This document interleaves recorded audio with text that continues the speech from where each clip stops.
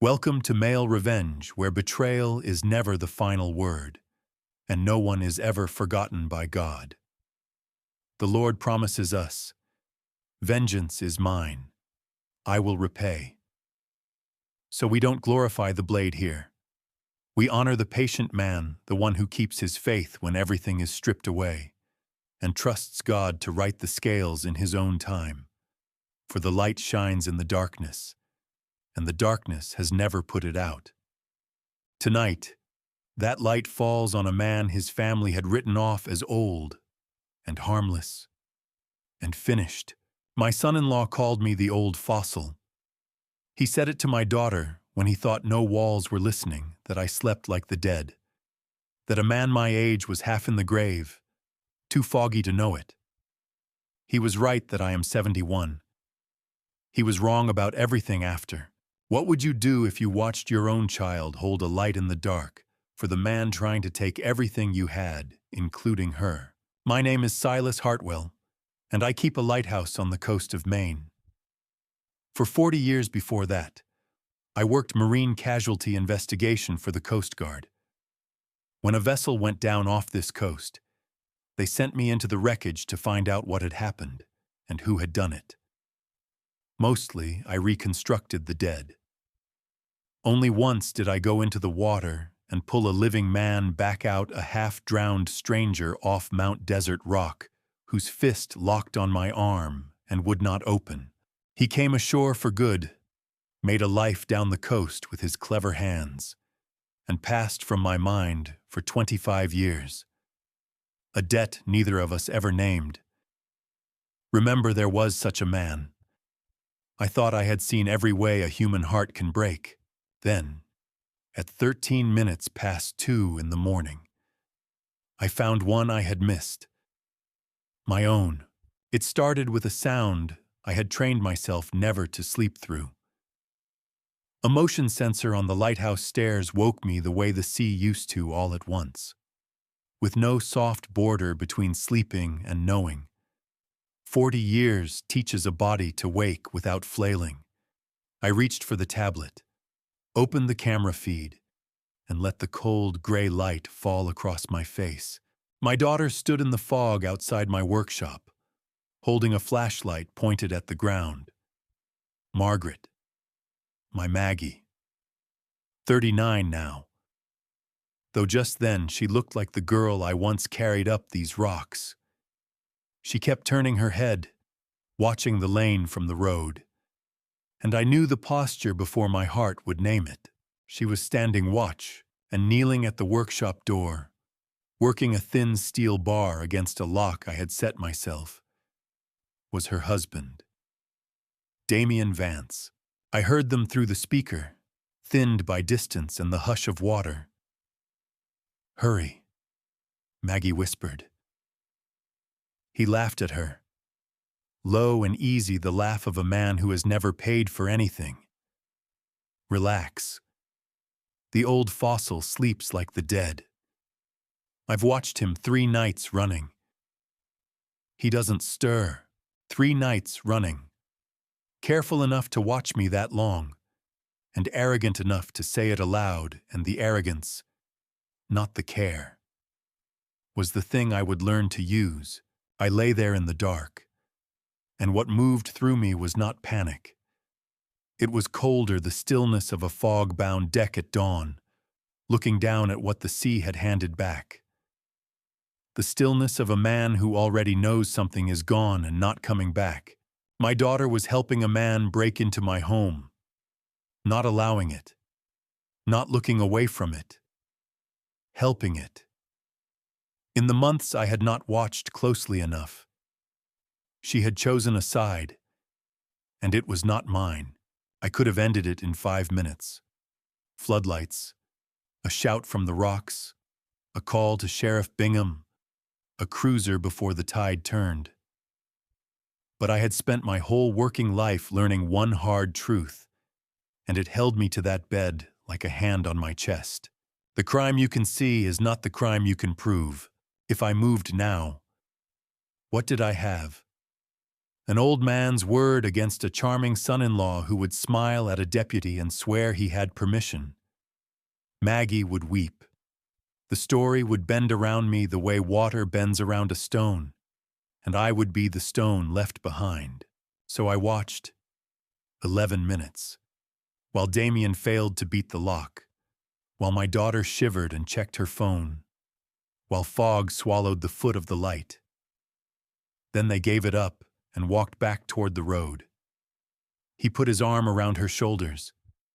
She leaned into him, and something came up out of me in the dark that I could not stop, not a thought, a sound.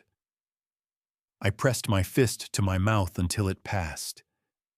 40 years of terrible things had taught me to keep my face still.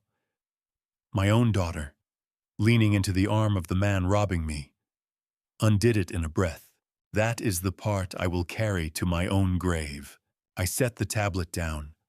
I did not sleep again. And as I lay listening to the foghorn, a memory floated up that I had kept down for 4 years, 3 weeks before the cancer took her. My wife Cora pressed a sealed envelope into my hand. Her fingers were thin by then, but her grip was a vice. "Promise me," she said. "Don't open this until they show you who they really are." I laughed gently, the way you laugh at someone frightened and dying. "No one is going to show me anything," I said. "This family is solid as granite." She looked at me with the clear gray eyes that had read me for 45 years. "Silas," she said, "you have spent your whole life seeing what other men miss. The only thing you have never been able to read is your own blood." I thought it was the medicine talking. I put the envelope in the strongbox at the top of the light and let 4 years of fog cover it. But lying in the dark, with his voice still in my ears, fossil, as good as dead, I understood that my wife had not been frightened or confused. She had been doing the thing she did better than anyone. She had been reading the water ahead of the boat. She had seen this coming for years, and quietly, in the time she had left. She built something to protect me from beyond the grave. I did not yet know what it was. Morning came up gray over the bay, and I carried my coffee out onto the gallery at the base of the light. I did not drink it. I let it go cold in my hands while I studied the workshop door 60 feet down the path, not as a wounded father, but as the investigator I had been for 40 years. There were fresh scratches around the keyhole, bright metal through the weathered brass. The third set in 11 days, and I had counted them the way I once counted scorch marks on a hull. But that morning I did something I had not bothered to do before. I went down the path, put on my reading glasses, and looked not at the bright scratches, but underneath them. There were older marks there, faint, patient. Under a film of salt and weather I had waved off as ordinary age, weeks older than the ones I had logged, maybe months. I crouched at my own door in the cold and felt the slow, sick turn of ground moving under me. I had counted wrong. I had told myself this began 11 days ago. It had begun long before I ever thought to start watching. I had been behind this man from the first day, and my pride had been counting the wrong board. I climbed the iron stairs that spiral up the inside of the tower. 91 steps. The same climb I have made most days of my life. At the top, in the lamp room where the great lens used to turn, I keep a small desk, and on it a leather book Cora gave me on our 40th anniversary, the year before she got sick. The pages were still blank. I had never found anything worthy enough to write in it. I had thought I understood my own situation. 40 years of marine casualty work had taught me what real security is. Not a lock is only a suggestion. The real security system is the man who watches, the records he keeps, and his patience. So 11 days ago, I had not bought a bigger padlock. I had installed cameras, small units tucked into the eaves, the kind that see in the dark and wake to the heat of a body. A red pinpoint blinked once every 8 seconds, just another shadow among the shingles. I had told myself I was the one watching. The older scratches put a crack in that. I uncapped the pen and gave the book its first words. Workshop. Intrusion. Evidence log. The dates the cameras had handed me: the 2nd, the 7th, and the night just passed at 13 minutes past 2. 2 names. Damien Vance. Margaret Hartwell Vance. And a third line I left blank, because every case I ever worked had one player who had not yet shown his face. It is a strange thing to write your own daughter into an evidence log in the same steady hand you once used for strangers. The pen did not shake. That frightened me more than the scratches did. Then I made myself do the thing I had taught a generation of younger men to do. I stopped thinking like the man guarding the door, and started thinking like the man trying to get through it.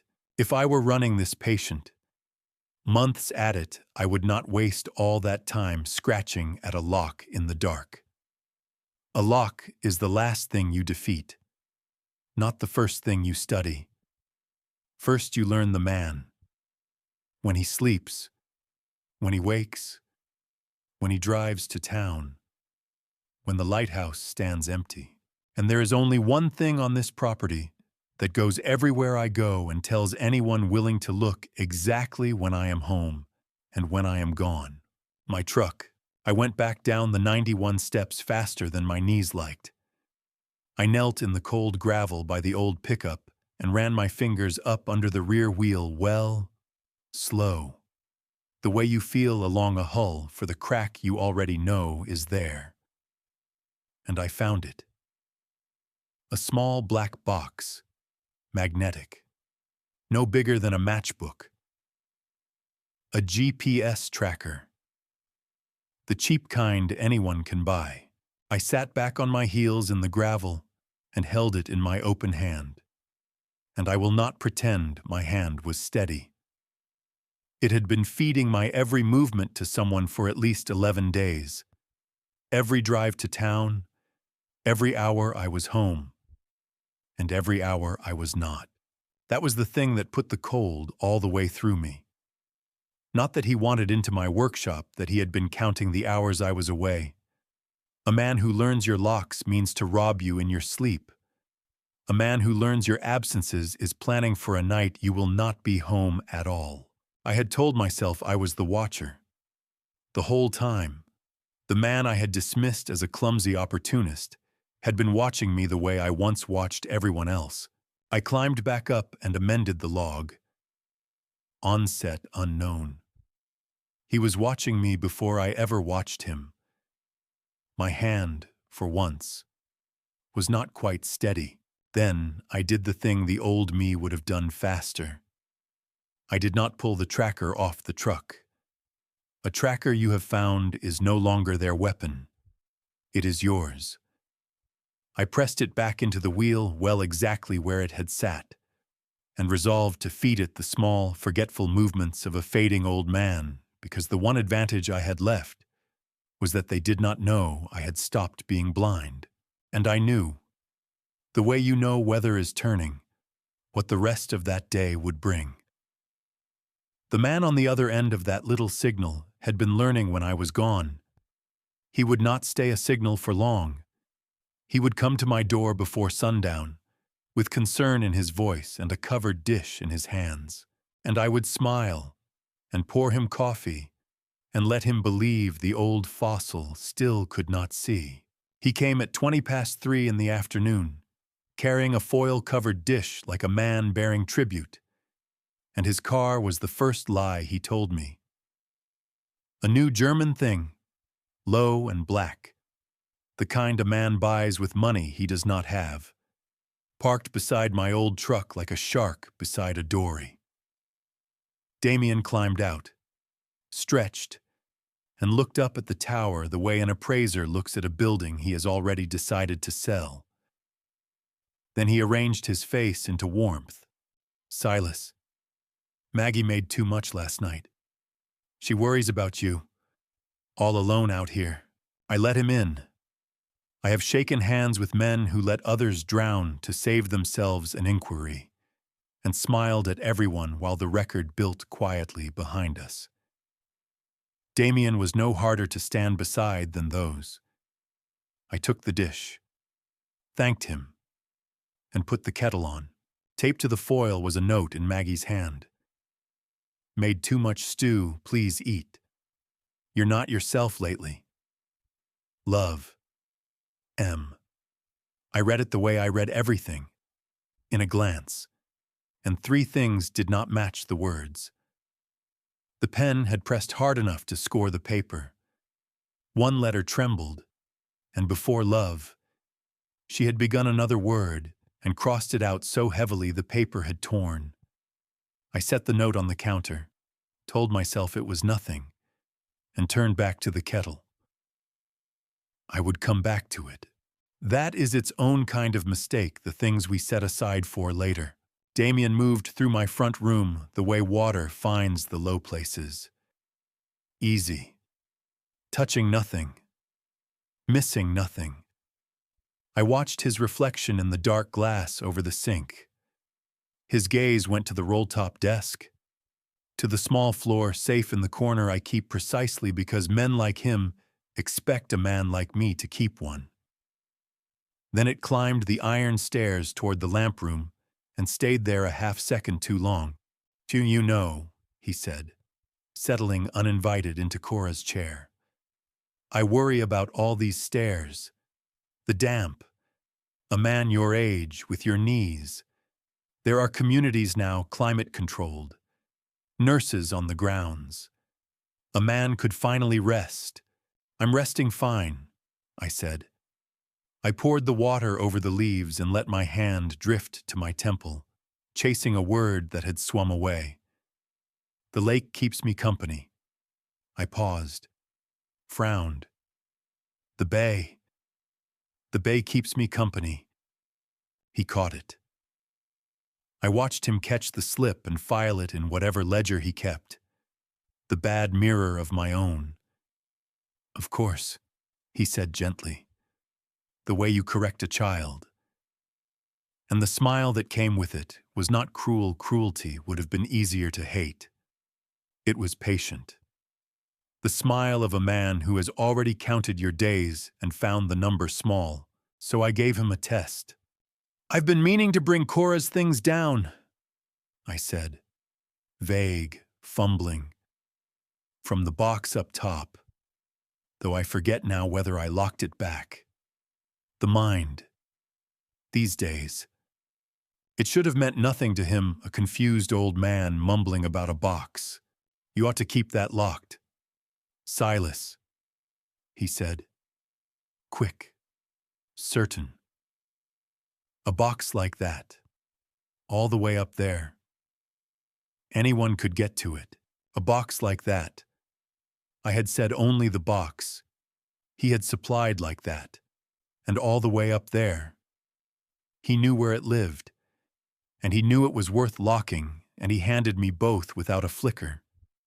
Because he had already decided I was furniture. A thing you need not be careful in front of.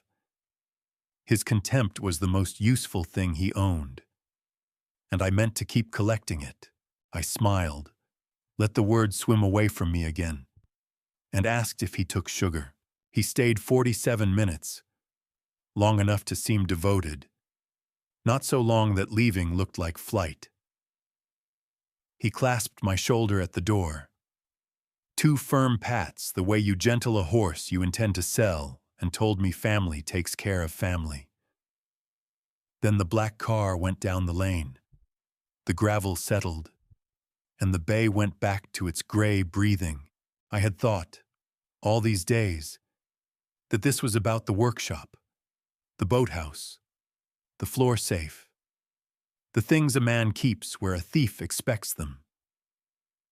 But his eyes had not gone to the ground. They had gone up to the top of my light. The one place Cora had told me to trust. The one place she had hidden something before she died. Whatever waited up there in the dark above 91 steps. He had begun to reach for it, and then I picked up the note again. I should have left it on the counter. But I have never been able to leave a thing half-read. And in the quiet, I looked at it the way I look at a wreck, not at the words, but at what they hid. The torn place where she had crossed something out. The tremor in the one letter. My Maggie, whose hand had been steady enough to grade 1,000 papers, had pressed so hard the pen tore the page, had started to tell me something, and stopped. Guilt. I told myself. A guilty woman's hand shakes. But I turned it in the light, and another reading rose under the first, the way a second body sometimes surfaces beside the one you came for. Not guilt. A warning. Something she could not say while he stood in her kitchen, set down in ink and then taken back. Because taking it back was the only safe thing left to her. I could not tell which it was. I have reconstructed the last minutes of men I never met from a scorch mark and a bent hinge, and I sat in my own kitchen, in the failing light, and could not read 4 inches of my own daughter's hand. I had read the tremor. I had missed the message, and God forgive me. I would go on missing it until it was very nearly too late. For 3 nights after the visit, nothing came up the lane, and I learned that waiting is its own kind of work. Then, a little before 2 on the 4th night, the sensor on the stairs woke me, and this time the cold did not arrive slowly. It was already there when I opened my eyes, the way the sea is already there the moment you wake on a boat. I did not reach for the floodlights. I reached for the tablet. He was at the workshop again, working the padlock I had built, the one good lock on the property, the one I had wanted him to keep failing at. Because a man who cannot get through the front door tells you a great deal by where he goes next. He failed. He cursed under his breath, soft enough that the microphone barely held it. And then he did the thing I had been waiting for since the first scratch appeared on that lock. He left the workshop and crossed to the boathouse. The boathouse has an old side door with a rusted hasp, and I had left that hasp rusted on purpose. A locked building teaches a thief nothing. An open one teaches you everything: what he reaches for first, what he ignores, what he came to find. The hasp gave with a sound like a cough, and Damien went inside with his flashlight sweeping ahead of him. And on the second camera, I watched the beam crawl across the things of my life. It crossed the skiff. Cora and I built one slow summer. The hull we had sanded together with the radio playing. It crossed the rows of paint cans, the workbench, the chest where I still keep her father's tools. Damien opened drawers and shut them, photographed a shelf, lifted a tarp, and let it fall. He was searching, and he was not finding. And he put nothing back the way he had found it, the small contempt of a man who believes the owner is too far gone to notice. He did not find what he wanted, because what he wanted was not in that building. It was 91 steps up, in the dark above us both, and the whole time, Maggie stood watch. I want to be honest about what that did to me, because if I dress it up, it stops being true.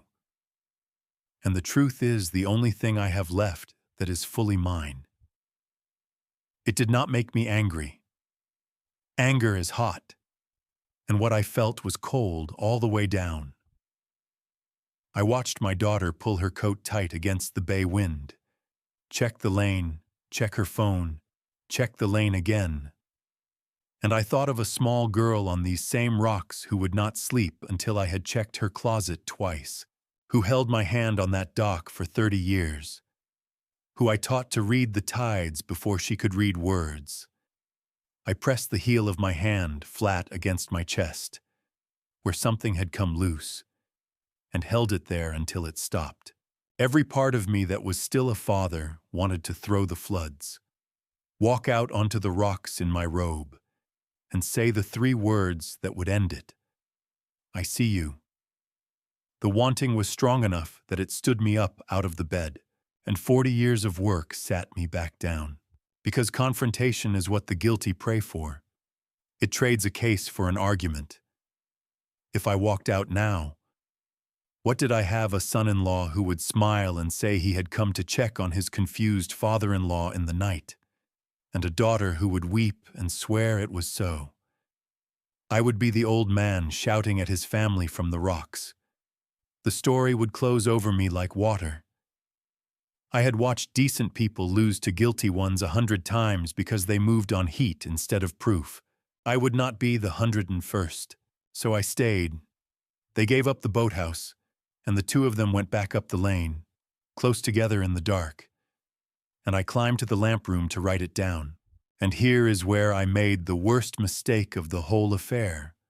Not a mistake of the heart, but of the one thing I was proudest of.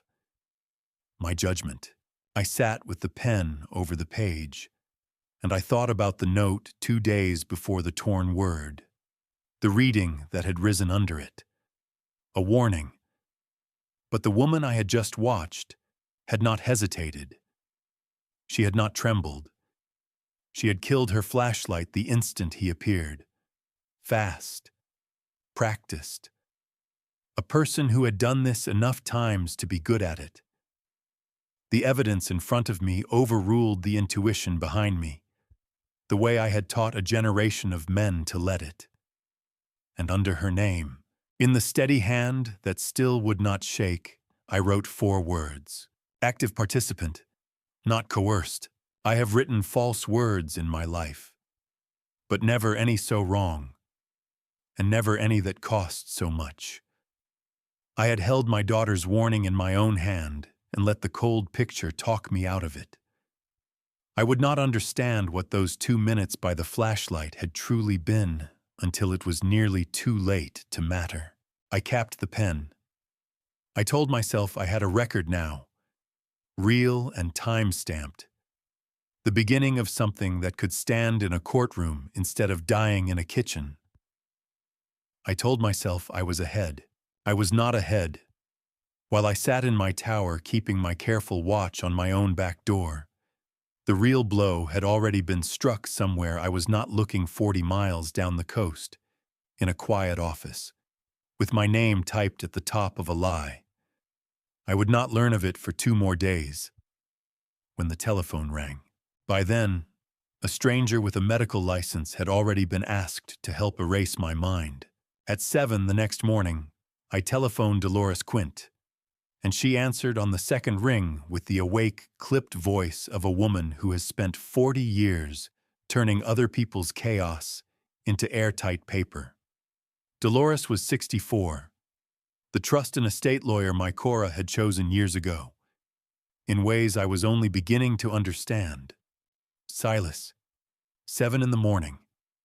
Either someone died, or you have finally decided to do something foolish. A question, I said. Hypothetical. If a man wanted another man declared mentally incompetent to take control of his affairs, how long would it take? The silence that followed was not the silence of a woman calculating. It was the silence of a woman who had been waiting a long time for a particular call and had just heard it arrive. 2 months, she said. Less. With a physician's report claiming decline. Less still if they can argue the person is in immediate danger to himself. Silas. Why are you asking me this at 7 in the morning? Just a hypothetical, I said, and hung up before she could finish my name. Because a man does not hand his lawyer half a case. I would give her all of it or none of it, and I did not yet have all of it. 2 days later, the telephone rang, and it was a clinic 40 miles down the coast, in a town I had no reason to visit, calling to confirm my appointment for a cognitive evaluation I had never made. The young woman read me the details in a bright, careful voice. The appointment had been scheduled by my son-in-law, Mr. Damien Vance, who explained that I was experiencing increasing confusion and could not manage the call myself. I said I would be there. Then I sat with the receiver humming in my hand and felt something close to admiration, the cold kind you feel for an enemy who is good at his work. He was not waiting 2 months. He was building the physician's report that would cut 2 months down to nothing. He had only forgotten, the way arrogant men always forget, that the subject of his evaluation had spent 40 years across a table from people who underestimated him. I drove down myself, because curiosity has always run stronger in me than pride. The doctor was a woman of about 50 named Helena Frost, gray at the temples, with the unhurried manner of someone who has delivered a great deal of bad news and learned not to rush it. She apologized that the referral had been unusual. And then she began. She asked the day of the week and what I had eaten for breakfast. Wednesday. I told her. Black coffee and 2 eggs scrambled soft. And I added that I had taken my blood pressure tablet at 6:30, the same as every morning for 9 years. She asked me to count backward from 100 by sevens, and I gave it to her without stopping: 93, 86, 79, 72, and watched her pen slow on the page. She had me draw a clock showing 11:10. Name the governor. Recite my address. Repeat 3 words after 5 minutes of other talk: apple, harbor, candle. I gave them back to her in order, and then, because something in me could not resist, in reverse. After 35 minutes, she set down the clipboard and looked at me over her glasses. Mr.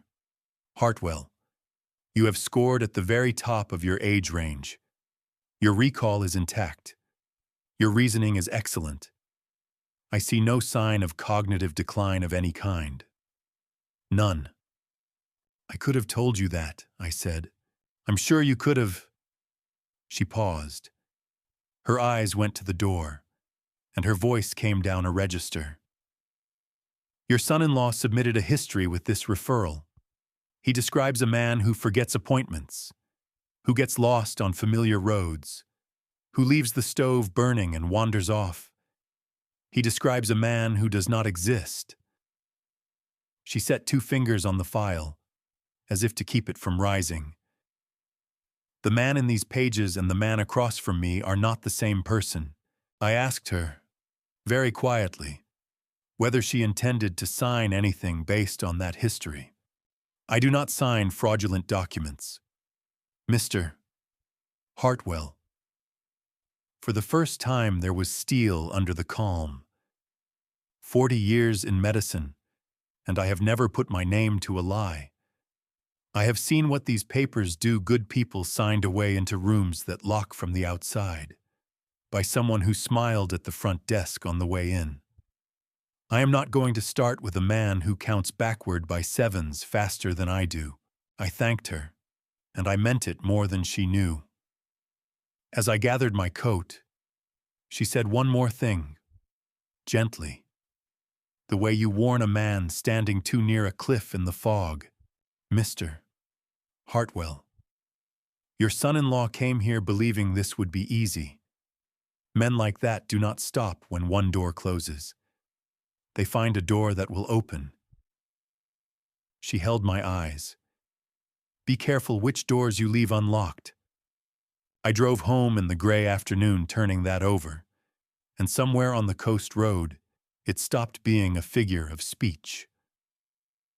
I had bolted every door a thief expects: the workshop, the boathouse, the box at the top of the light. But the most unlocked door in my life had no hasp and no hinge. It had my daughter's name on it.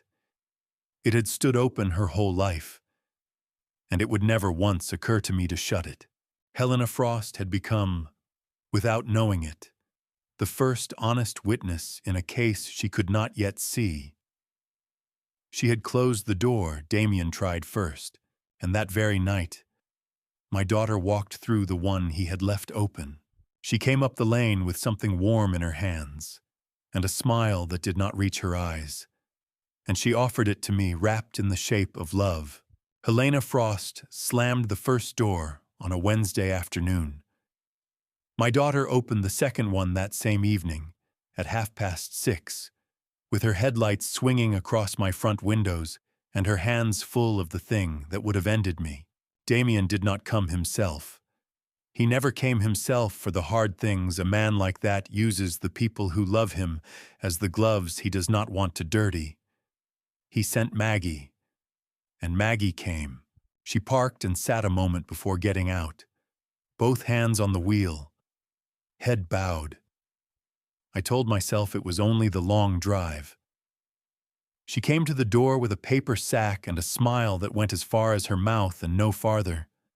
"Dad, you look so tired lately. Are you sleeping out here at all?" She lifted the sack. "I brought you some chamomile. It always helped me, back when the worry wouldn't let me go." "That's thoughtful, sweetheart," I said, and the word went through me like a splinter, because I meant it. That was the whole cruelty of it. I never once stopped meaning it. She moved through my kitchen the way she had her whole life, knowing where the mugs lived without looking, filling the kettle, laying 2 tea bags side by side. I stood in the doorway with my hands in my pockets and watched her. And I want to be honest, I was not yet suspicious of the tea. A man can read liars across a table for 40 years and still not be ready to read his own child filling a kettle. The mind protects what it cannot bear to know. Then she reached into the pocket of her coat. It was a small thing, quick, almost graceful, the kind you would miss if you were not trained to notice exactly the motions people hope you will miss.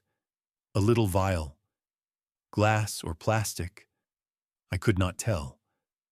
A tap of white powder into the nearer of the 2 mugs. Not the sugar bowl, which sat in plain view a hand's reach away. Something from her pocket, tapped in low, while her eyes flicked once to the doorway to be sure the old man was not watching. I was watching. I have always been watching. It is the whole of what I am. The cold came down over me, the deep cold, and I did not let it reach my face. There are moments that ask everything of a man. Most are loud, and a few are silent. This was one of the silent ones. I asked her about her students, and I watched my daughter carry me a cup of tea she had put something into, and set it down with both hands. Gentle as a blessing. "This will help you sleep," she said. "You need your rest, Dad." Her hands were shaking. Not much. A schoolteacher's hands, steady enough to grade 1,000 papers, and they were shaking as she set the cup down. A few nights before, I had watched those same hands kill a flashlight without a tremor, and I had written "not coerced" under her name in a steady hand of my own. Now I sat looking at the shake in them and could not make the 2 pictures hold the same woman. I still could not read her, and I was beginning to be afraid of how badly. We sat. She talked, and I let her. And I lifted the mug and let the steam touch my face, and did not drink. When she looked away, I turned the mug and pretended an old trick from a life where a man did well not to swallow what he was handed. She did not notice, or she would not let herself notice the way I had not let myself notice the vial until my eyes forced it on me. She stayed until the mug should have been empty. And then, at the door. Her phone buzzed in her coat pocket. She did not take it out. She only looked down at the shape of it against the cloth, and something went out of her face. It told her, or asked her, or warned her. I could not tell which. Then she hugged me and held on a long time, longer than our hugs had been in years, and I felt her shoulders shake once before she pulled away and went out into the dark. I have asked myself 1,000 times who was on the other end of that buzz, because I understood, in that moment, that this was not one woman bringing her father a poisoned cup of her own accord. Somewhere out in the night, someone was waiting to hear it was done, and my daughter was carrying their schedule in her pocket. And the shake in her shoulders, guilt, grief, or only a daughter counting in her head until the medicine took hold so she could go, I still could not read. When her taillights had gone down the lane and the gravel had settled, I carried both mugs to the sink and poured mine slowly down the drain, and something in me went down the drain with it. Then I did not weep, though I had earned the right. I went down to the cellar, to the field kit I never expected to open again. I took out a clean swab and a reagent vial and set the empty mug under the bare bulb, and then I stopped, with the swab in my hand, because I understood what I was about to do. I had run this test 100 times on the leavings of strangers, in engine rooms and cabins, once on a galley cup not so different from this one. I had never once run it on something handed to me by a person I had taught to walk. A man can grieve later. A man can grieve for the rest of his life if he has to. But the evidence will not wait, and the truth does not care what it costs the one who finds it. I swabbed the cup my daughter had given me, and I went to work. The reagent turned the color I knew it would turn. I sat on the cellar stool under the bare bulb and watched the swab go from white to a pale, dirty blue, and read it against the chart on the vial. A benzodiazepine, a mild sedative, the kind a person takes for anxious nights. Not enough to harm a man, just enough to slow him, fog him, make him lose a word and stand confused at the top of his own stairs, cup by cup, until he became the decline Helena Frost had refused to certify. They could not buy the diagnosis, so they had decided to manufacture the disease. I want to tell you, I felt rage, because rage is clean. But what I felt, with the blue going dark in my hand, was grief settling into my chest the way water settles into a flooding compartment. Slow and total and cold. There is a wound only a child can give a parent, and it does not bleed. It freezes. A flashlight in the fog is a betrayal of loyalty. A cup of tea is a betrayal of love. The second is the one that does not heal. I logged it: date, time, substance, the color the reagent turned. And then I made the coldest decision of my life, and wrote that down too, so I could never pretend I had not chosen it. From that night forward, I would drink the tea, not swallow it. I am old, not finished. I would take the cup the way she handed it to me, lift it, pour it down the drain the moment she was gone, and log every drop. I would let them watch the fog roll in. I would become, for as long as it took, the failing old man they needed, and every cup would go into that book until no story could bend around it. They wanted a fading mind. I would build them one, brick by brick, and hand them the wall they would stand behind in a courtroom. It was a cold thing to decide to let my own daughter go on dosing me, and thank her at the door. I knew that then. I know it now. But a case is not built on the days you feel strong. It is built on the days you bleed and keep writing. Then I climbed I do not know what drove me up the stairs that night, except that two things had sat wrong in me.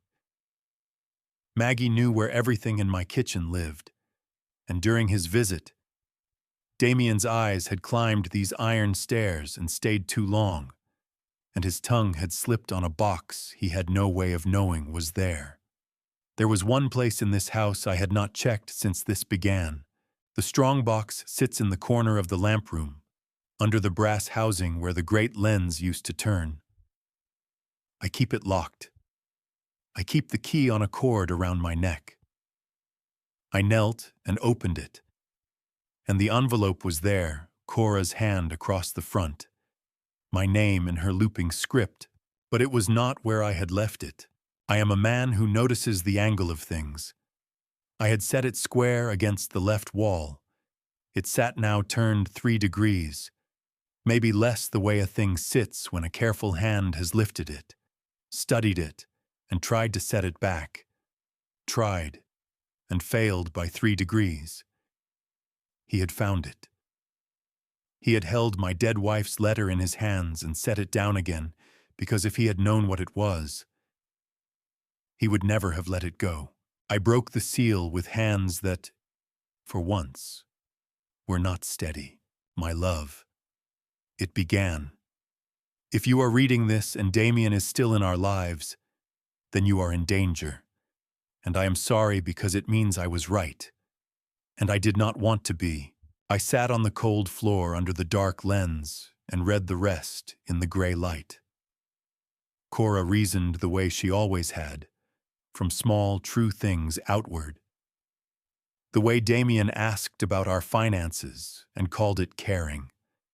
The way his eyes went to the deed map on my study wall instead of the photographs beside it. A night she had caught him photographing my papers, and the answer that came a half-second too fast. I know you, Silas, she wrote. You will want to give him the chance to explain. You believe people can be reconstructed, that if you find the true sequence, you can set them right. But some men are only pretending to be salvageable while they count what you are worth. The letter was dated 8 months before she died. 8 months. She had carried this while I drove her to the treatments, while I read to her in those hard chairs and believed I was the one holding her up. I went to see Dolores. She wrote near the end. You thought I was at the harbor lawyer's lunch. I lied. Forgive me. If I had told you, you would have argued for more time, more chances, more rope, so I built it where your mercy could not reach it. Trust, Dolores. Trust the light. I have left the rest where only you will think to look. Trust the light. I read those 3 words 3 times, under the lens dark for years, and did not understand them. But I felt the shape of something vast moving beneath the surface. The way you feel a great fish pass under a small boat. I had thought I was alone in this. A man alone in a tower, knowing things. I was not alone. Somewhere ahead of me. 4 years dead. My wife had already gone to war on my behalf and left the maps where I would find them. Tomorrow I would drive to Portland, to the office where my dying wife had gone with a folder under her arm and a lie about a lunch, and I would learn at last what she had built while I thought she was only resting. Dolores Quint's office sat on the top floor of an old brick building on Commercial Street, with tall windows over the working harbor, the fishing boats, the ferry, the gulls over all of it. Rain came against the glass in long gray sheets the morning I drove down. Dolores sat across her wide desk in a charcoal suit, and she did not ask why I had come. She had been waiting 4 years for me to walk through that door, and now that I had, she folded her hands and let me see that she knew. Cora came to me on a Tuesday in March. She said, 4 years ago, the spring before she passed. She told you she was at the harbor lawyer's lunch. She came here instead, with a folder under her arm and a list, in her own hand, of 17 ways a person might try to take everything from you after she was gone. She paused. 17. Silas. She had numbered them, outside. A fairy sounded its horn, long and low, the way the foghorn sounds out on my point. I thought of my wife sitting in that chair while I drove home believing she was resting. She said to me, "Dolores, I am dying, and I need to build something that still works after I am in the ground. My son-in-law is going to come for my husband, and Silas will not see it coming because Silas believes every wreck can be salvaged if you only find the true sequence. He will give that man chance after chance. So I need you to build the one thing my husband's mercy cannot undo." She reached into a drawer and laid a leather-bound document on the desk, thick as a hymnal, and turned it so I could read the cover. The Cora Hartwell Family Trust. I knew we were comfortable: the pension, the patents from the systems work, the land, the light. But the figure she named when she opened to the schedule of assets was larger than any number I had ever attached to my own life. Because Cora had spent the last healthy month she owned, consolidating all of it: the land, the patents, her grandmother's things into one legal vessel built to take heavy weather. She read estate law in the chemo chair. Dolores said, "While you parked the car, while you fetched her ginger ale, she would not let me say it in front of you, because it would have broken your heart that she was spending her good hours on paper instead of on you. She said, 'Silas will have years of grief and only months of me. Let me spend the months making the years safe.' I had to look at the harbor a moment. A man my age does not weep in a lawyer's office if he can help it. And I could only just help it. Then Dolores turned to a tabbed page, set her finger on a clause, and her voice changed. Cora called this the breakwater.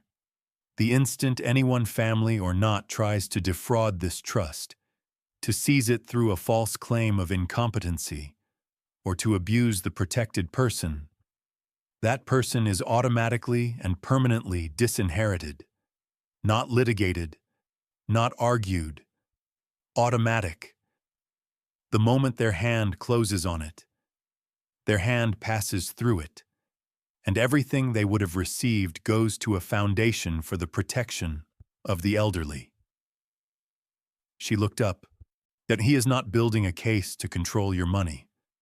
Silas, every forged paper, every drugged cup, he is building the documentation that proves he must never touch a cent of it." I sat with that while the rain ran down the glass. Then I asked the question that had been sitting in my chest, like a stone since the lamp room. "And Maggie, if she is part of it, does the breakwater take her too?" Dolores did not answer at once.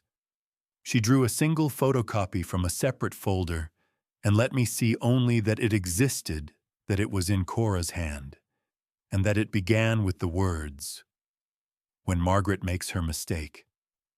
And I want you to understand that she will make it. When," Dolores said quietly. "Not if." Cora wrote that 4 years before any of this.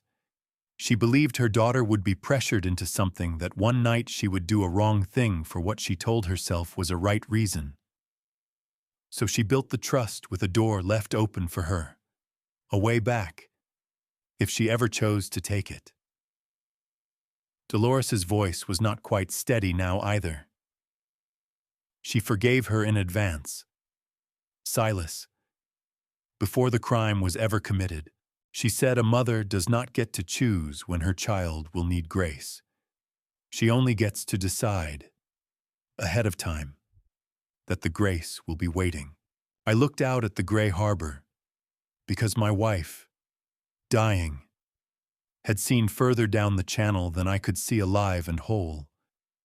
She had armored me, and in the same breath she had left a light burning for the very person who would help wound me because she understood something I was only now, at 71, beginning to learn, that justice and mercy are not enemies, that you can build the breakwater and still leave the harbor light on.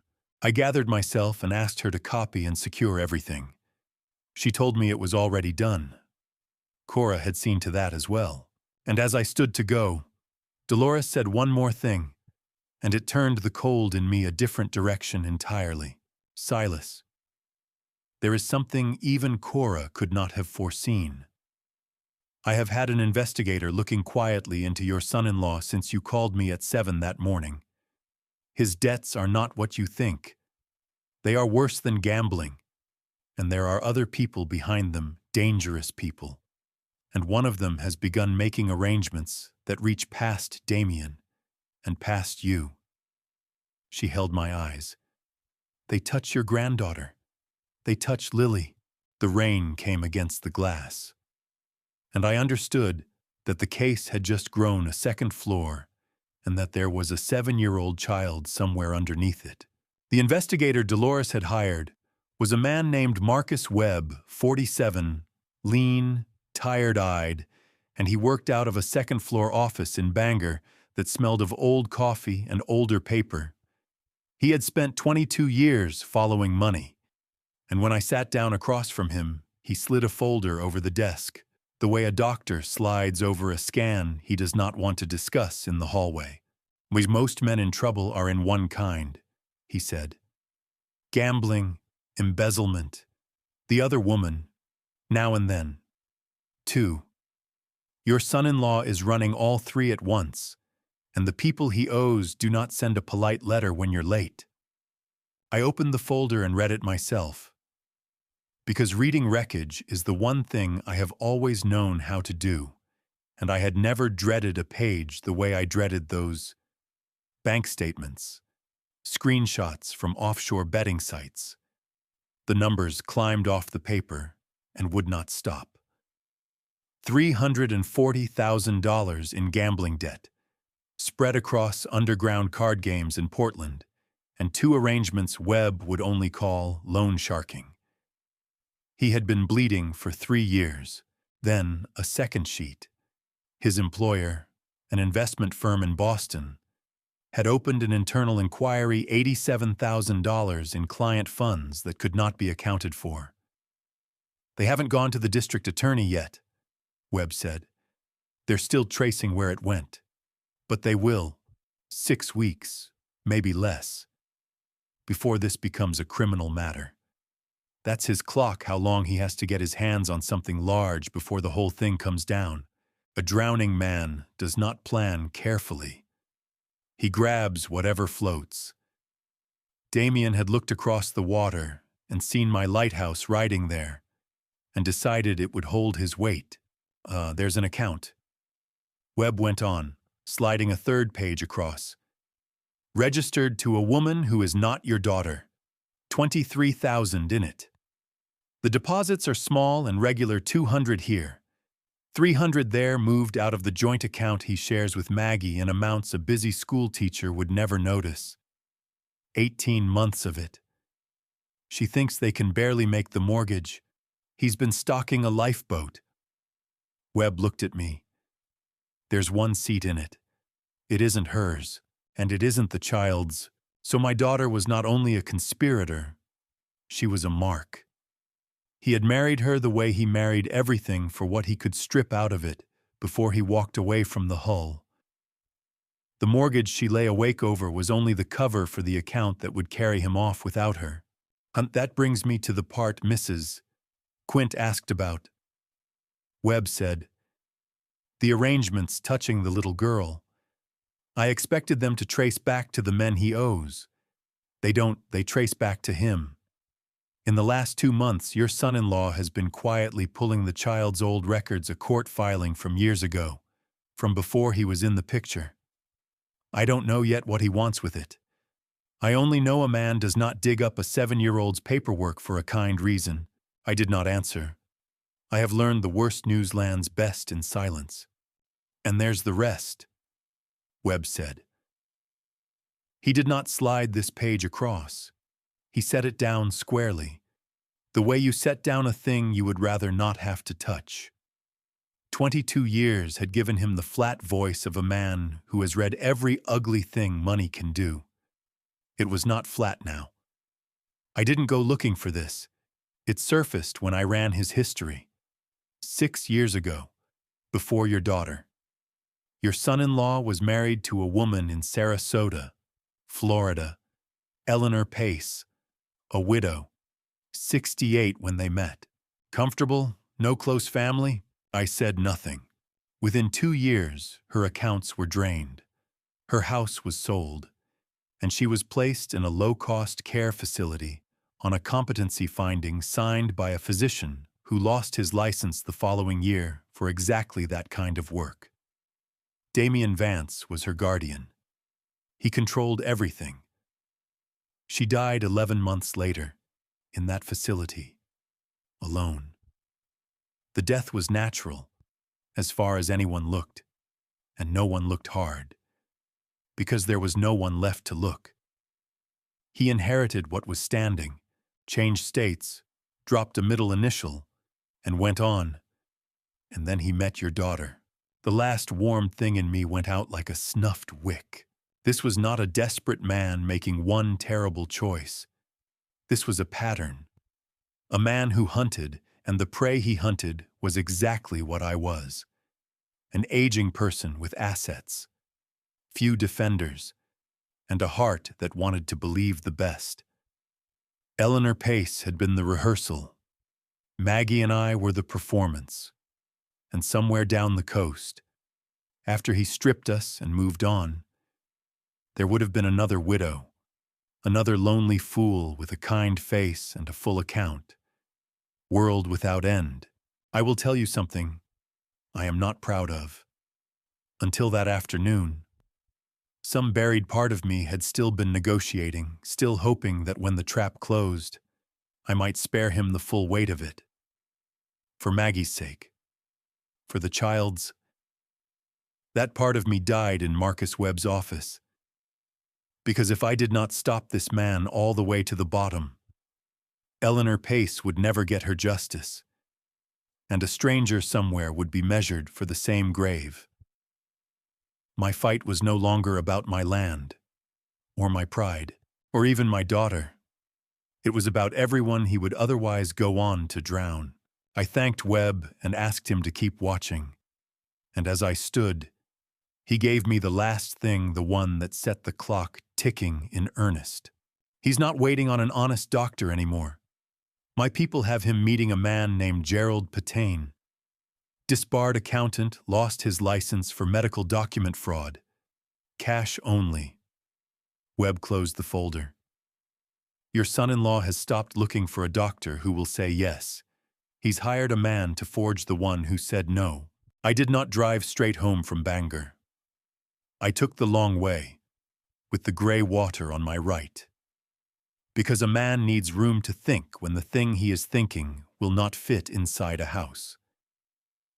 And the thing that would not fit was this: if Damian Vance was a predator who married for plunder. Then why had my daughter helped him? Maggie was not greedy. I had raised her on a keeper's salary in a drafty tower. She never once asked for more than we had. She cried at the end of sad films. She carried spiders out the door in a cup rather than crush them.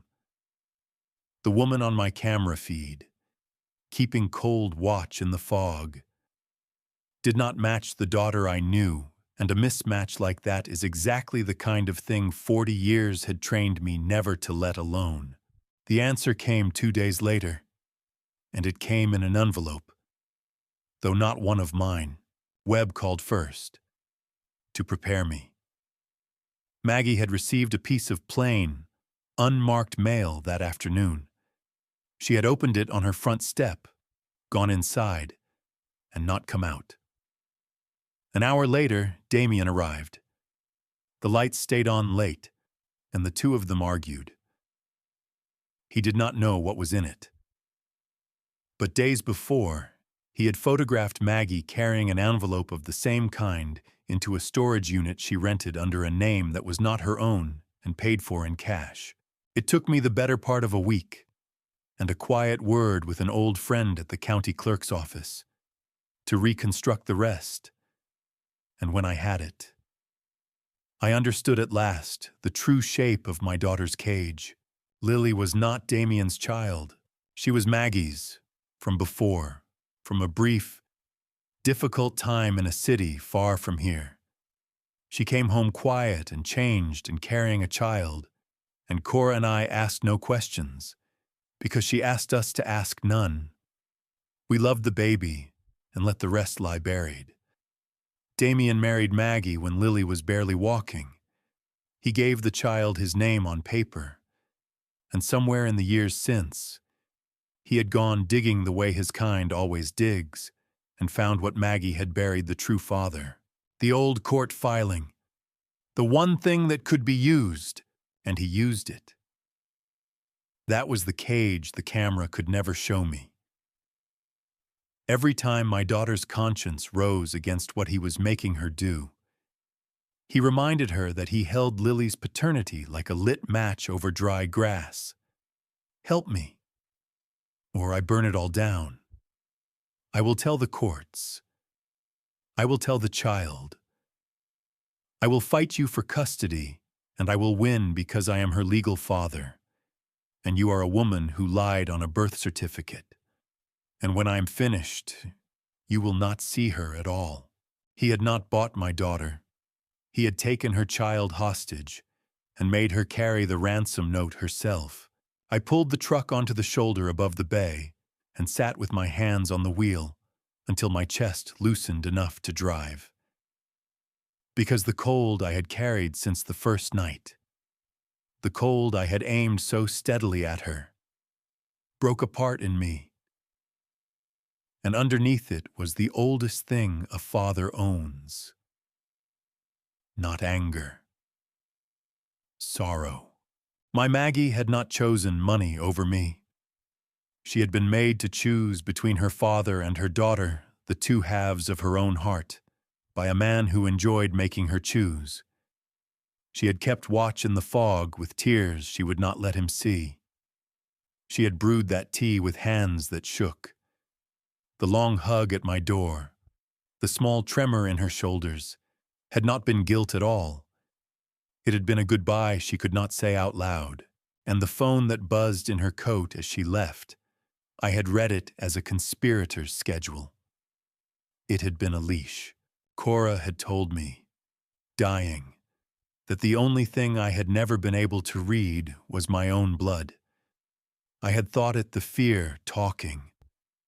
She had been pointing straight down this road to the nights I would sit in my tower reading my own daughter like a stranger's wreck, and getting her wrong, over and over, in my own steady hand. When Margaret makes her mistake, Cora had not believed our daughter was wicked. She had believed she was breakable the way the truly loving are breakable, through the people they cannot bear to lose, and she had left a door open for her 4 years ahead of time, because she had understood her child all along. I drove home in the dusk with the lighthouse coming up dark against the last of the light.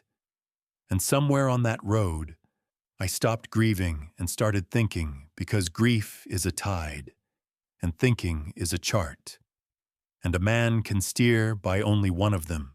I could not simply expose him. Bring the law down crudely, and he would carry out his threat on the way down, out of spite, and tangle Lily in the courts for years. No. I had to take him in a single motion completely. The evidence so total and the trap so closed that he would have no time and no leverage to strike at the child on his way to the bottom. I had to give him exactly what he wanted and let him commit so fully, before so many witnesses, that the breakwater would shut over him like deep water. He wanted a safe full of money. He had told Frost I hoarded cash, told the betting men, told himself. Very well. I would build him a safe. I would make it so tempting, so perfectly baited, that he would walk into my workshop in the dead of night and reach for it with both hands. And the moment his hands closed on it, they would close on nothing at all. To bait a hook, you must first know what the fish believes about the water. So for several days, I let Damien believe the water was exactly as he hoped.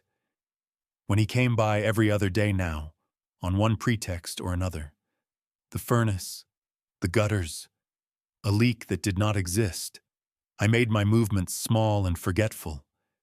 I let him watch me misplace my reading glasses. I let him find me staring at the bay with a vague, unmoored look that cost me more than he will ever know.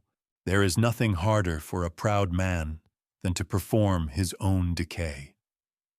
But Cora taught me long ago that pride is a luxury and survival is a discipline. And I had buried enough good men at sea to know which one keeps you afloat. While I performed, Webb watched, and one cold evening his call turned the whole case on its hinge. "Your son-in-law is recruiting," Webb said. "He was out at the Rosewood tonight, on the county road, meeting a man. I have audio. The man's a locksmith. Damien needs an old combination safe opened, and the locksmith said no. Said he runs a licensed shop now bonded. No cash jobs." Webb paused. So Damien stopped asking nicely. He played the man a recording something the locksmith had said months back to a stranger he took for a client off bookwork he'd done since his release. Blackmail, plain as day. "Help me open the safe, or this goes to your parole officer." The locksmith took the job. His name is Eli Brandt. I wrote the name in the ledger, then sat looking at it, and something old and cold turned over at the bottom of my memory. The way a thing long sunk will shift on the seabed and send one bubble up to break the surface. Eli Brandt. I had carried that name for 25 years. I climbed to the lamp room and opened the old case files I keep there. The ones I tell myself I keep only for the pension paperwork. I found him near the bottom, a photograph of a much younger man, gaunt and frightened, taken the year I testified at his sentencing. But the photograph was not the first time I had seen Eli Brandt's face. The first time was on the water, 25 years ago, off Mount Desert Rock in a November gale. A small boat went down that had no business being out, and I was aboard the cutter that answered. We pulled 3 men from that sea. 2 of them lived. The third had gone under, and the others had given him up, so I went in after him myself. Because I will not pretend it was courage so much as stubbornness. The refusal to let the ocean keep one more than it had already earned. I got a hand into his collar, and we came up together into the spray. His fist closed on my forearm and would not open. Even as the others hauled us in, a man who had decided, somewhere down in that black water, not to die. The face that gasped against mine, gray and half-drowned, belonged to a young man named Eli Brandt.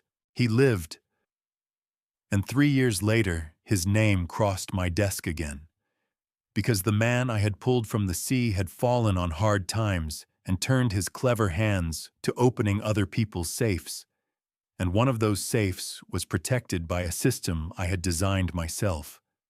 My own sensors caught him. I had saved his life, and then my work had taken his freedom. The irony was not lost on me even then. The prosecutor wanted 8 years, and I did a thing I have done only a handful of times in a long career, a thing Cora and I argued about at this very table that night. I wrote a letter to the judge. I wrote that Eli Brandt was a skilled man who had made a poor choice under real pressure, that I had felt the will to live in him with my own hands when I held his collar above the waves, and that 8 years would harden him into a career criminal while 3 might give him a road back. I asked for mercy not because his crime was small, but because I believed he could be reconstructed. The way I believed everything could be reconstructed if you found the true sequence and gave it room. It was the same softness Cora had warned me about in her letter. The belief that would one day hand Damien chance after chance. The mercy she had built her breakwater to outlast had once, long ago, pulled a drowning man's whole life back out of the sea.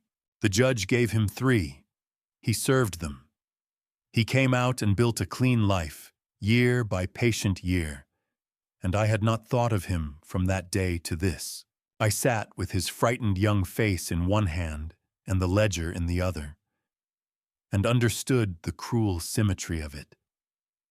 The man Damien had blackmailed to crack my safe was the same man I had pulled from a November sea and then argued out of a prison cell.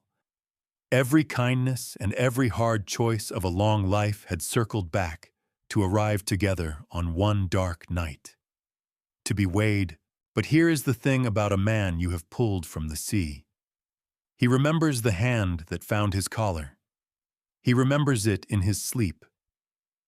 Damien had gone looking for a weapon to use against me, and without knowing it, he had hired the one man in this state who owed me his life and might still remember the debt.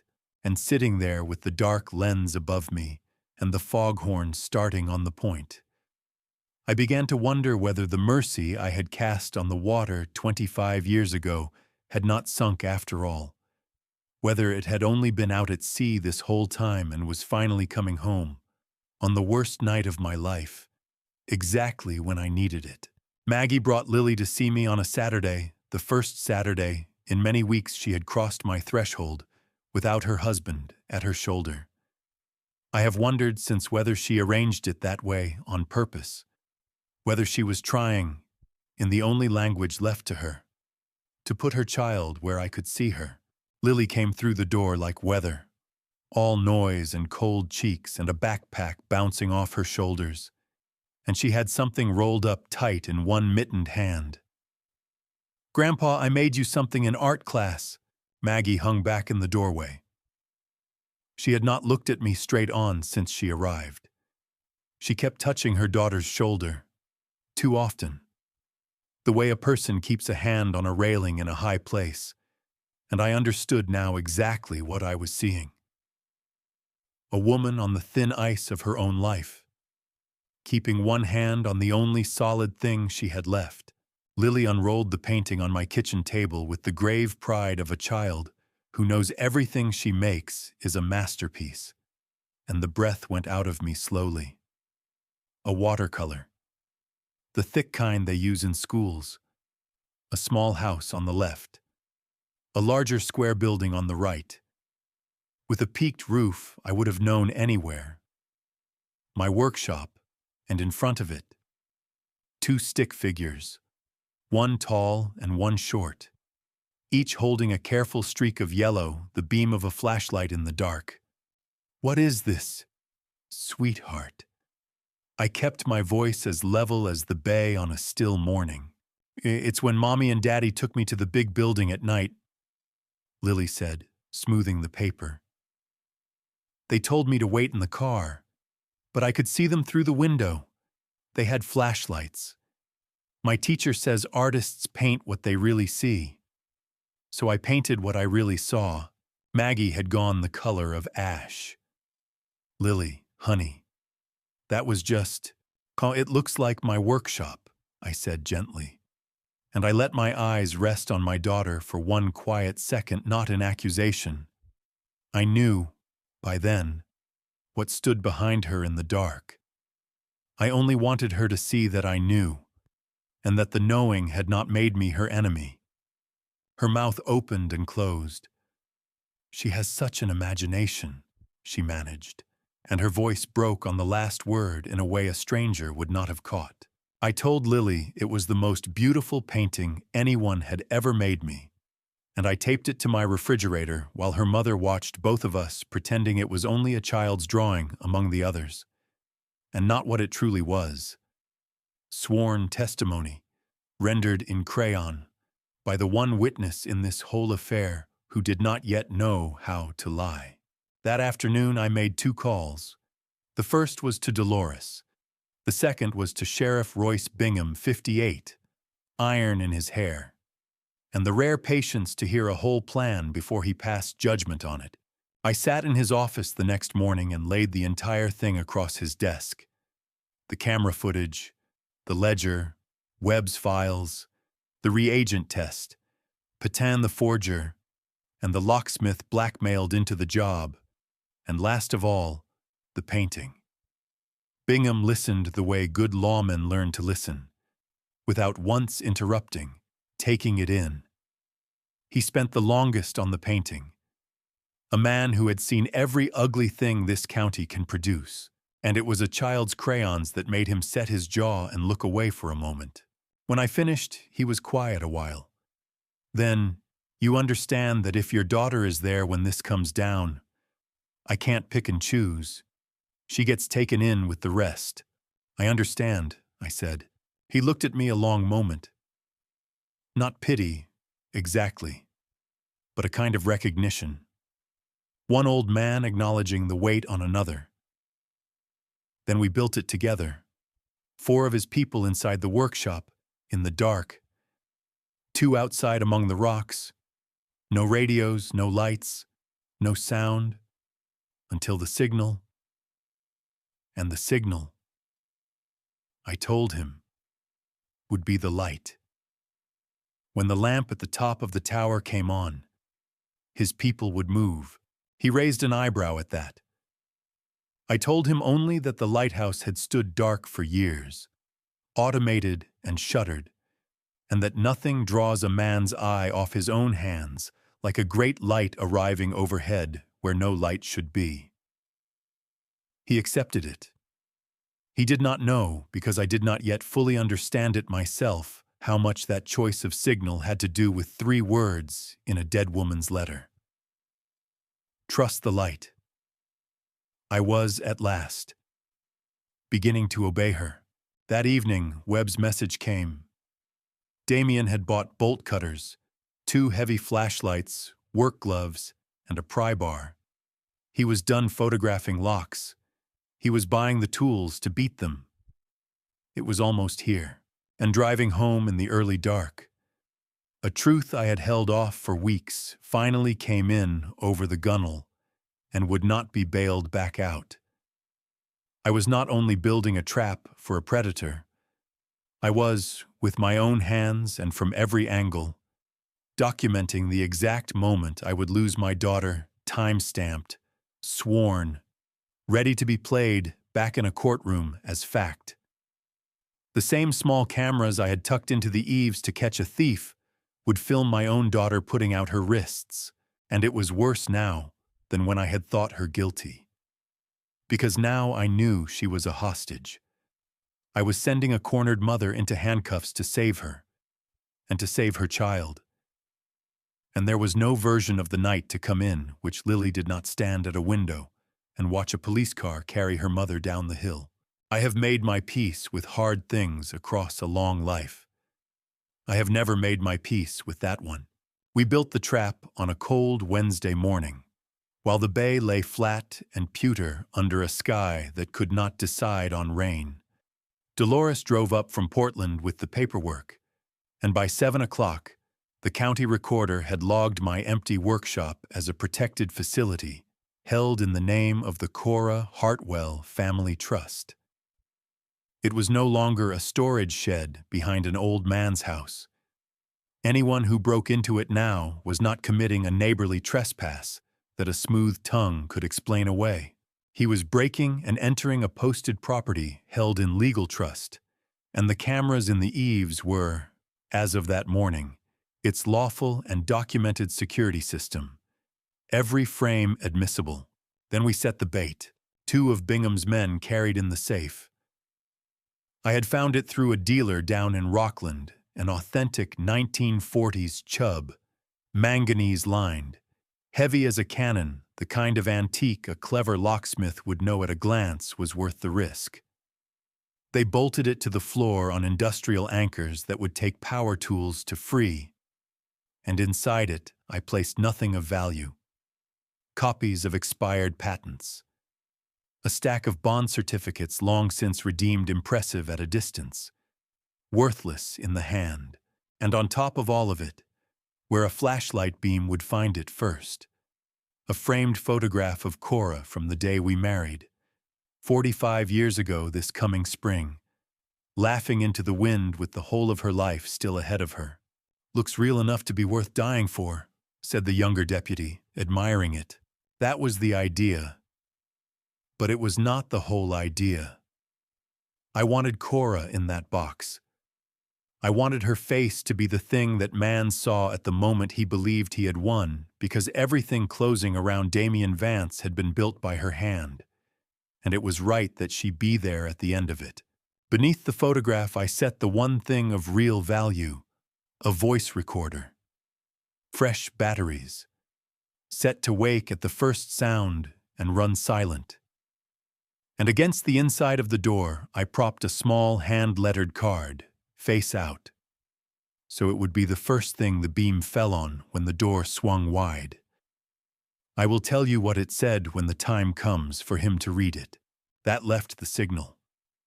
The lamp at the top of my tower had stood dark for years, shuddered when the Coast Guard moved the navigation light out to a buoy. But the old lens still stood, and the works still turned if a man knew where to feed them power, and I knew. Because I had kept her in trim for 4 years, the way a widower keeps his wife's garden. We rigged a switch I could throw from a cabin 20 miles north, where I would establish my alibi a line through the cellular relay.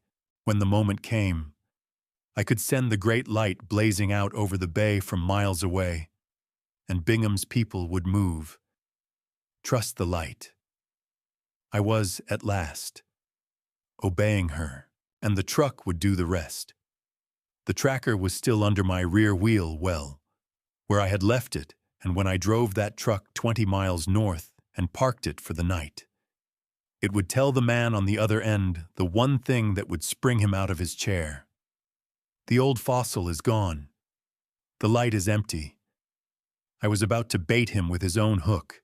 Then, on the second evening of our preparations, the telephone rang from a number I did not know, and a low, careful voice said, "Is this the man they used to call the Keeper? The one who pulled a fellow out of the water off Mount Desert Rock a long time ago?" I said that it was. There was a silence, and in it I heard a man gathering the hardest kind of courage, the kind it takes to do a decent thing when a dozen easier, dirtier roads lie open. "My name is Eli Brandt. You won't remember me, but I have remembered you every day of my life. A man has me cornered. He has a recording, and I meant to come open a safe for him in a few nights' time. When he told me whose place it was, I knew it was yours." A breath. "He thinks I'm his man. He doesn't know you're the reason I'm not still in a cell. So I'm calling to tell you I'll be there. But I'll be your man, not his. Tell me what you need." I closed my eyes with the receiver against my ear, and thought of a gray, drowning face coming up against mine in the spray 25 years gone. The mercy I had cast on the water had not sunk. It had circled out and waited, and was coming home on the worst tide of my life, exactly when I needed it. I told Eli to do nothing different. Take the job, play it straight, bring his tools and open the box when the night came, take his time about the lock, and not be alarmed when the great light came on overhead. The rest would take care of itself. I hung up, and for the first time since the first night, I was not alone in the dark. 2 days later, the last gear dropped, and it dropped hard. An email arrived from the Hancock County Court, emergency motion granted. Hearing rescheduled.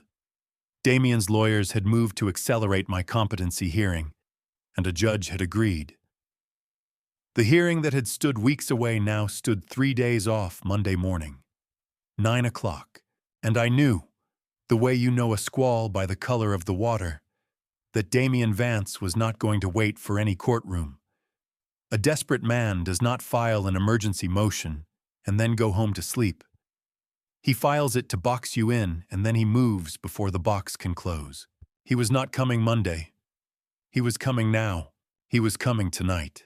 I drove the 20 miles north to Tobin Ashford's fishing camp at 8 o'clock that evening, with an overnight bag on the seat and a tablet that would let me watch my own home from a distance. Tobin was 73, a retired lobsterman and my fishing companion of 15 years. And he owned a camp with a security camera over the door that stamped the time on every frame, and the kind of friendship that asks no questions when a man says he needs to be seen somewhere all night. He met me with 2 beers and a cribbage board, and never once asked why. Bingham came by at 10, as we had arranged. He stood in the doorway long enough for Tobin's camera to timestamp him talking to a living, lucid old man 20 miles from the scene, then went to take his place among the rocks. By midnight, his deputies were in position in the dark of my workshop, 4 inside, 2 out, no light, no sound. I told Tobin I was turning in. I went to the small guest room, sat on the edge of the bed with the tablet on my knees and the live feed already running, and I did not lie down. A man does not lie down for a thing like this. I put on my good vest and tie in that little room, the closest thing to ceremony I could manage from 20 miles away, because whatever else this night was, it was the closing of an account my wife had opened on her deathbed, and I would not meet it in my shirt sleeves. They came at 13 minutes past 2 in the morning. It did not escape me, even then, that it was the very hour I had first woken to the sight of my daughter holding a light in the fog. The same 13 minutes past 2, as though the night itself kept a ledger, and had circled back to the page where all of this began. The truck had done its work. Somewhere a tracker had told them the old fossil was gone and the light was empty.